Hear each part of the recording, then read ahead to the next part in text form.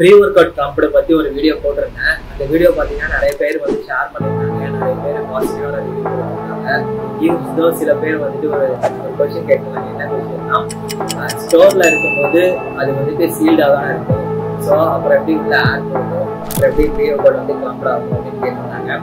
ஆக்சுவலா இந்த pre-workout வந்துட்டு ஸ்டோர்ல இருக்கும்போது கிளம்ப் ஆகிறதுக்கு மெயின் ரீசன் வந்து புவர் பேக்கேஜிங் தான். நிறைய பிராண்ட்ஸ் வந்து என்ன பண்றாங்கன்னா, ஒரு ஏர் டைட்டன் சீல் வந்து போறதே கிடையாது. கண்டிப்பா ஏதோ ஒரு மைக்ரோ டியர் வந்துட்டு அந்த சீலிங்ல வந்துட்டு இருக்கதான் செய்யுது. ஸோ அதனாலதான் அந்த வழியா ஏர் உள்ள போய் அதுல இருக்கக்கூடிய மாய்ச்சர் அப்சர்வ் பண்ணி இந்த pre-workouts எல்லாமே கிளம்ப் ஆக ஸ்டார்ட் ஆகுது. இதை பத்தி நம்ம பிராண்ட்ல கம்ப்ளைண்ட் பண்ணாங்கன்னா அவங்க என்ன சொல்றாங்க, கண்டிப்பா வந்துட்டு ரீப்ளேஸ் பண்ண முடியாது, பிகாஸ் அது வந்து ஸ்டோரேஜ் கண்டிஷன் பேஸ் பண்ணி தான் இருக்கு. ஸோ இதை வந்து ரீப்ளேஸ் பண்ண முடியாது அப்படிங்கிற மாதிரி அவங்க வந்து கிளைம் பண்றாங்க.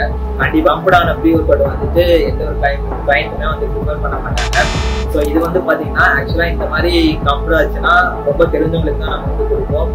இதை வந்து எக்ஸ்பிளைன் பண்ணி கஸ்டமருக்கு வந்து சேல் பண்ண முடியாது. இல்லைன்னா வந்துட்டு நிறைய கம்ப்யூட்டரான pre-workout வந்து தான் நான் பர்சனலா யூஸ் பண்ணுவேன்.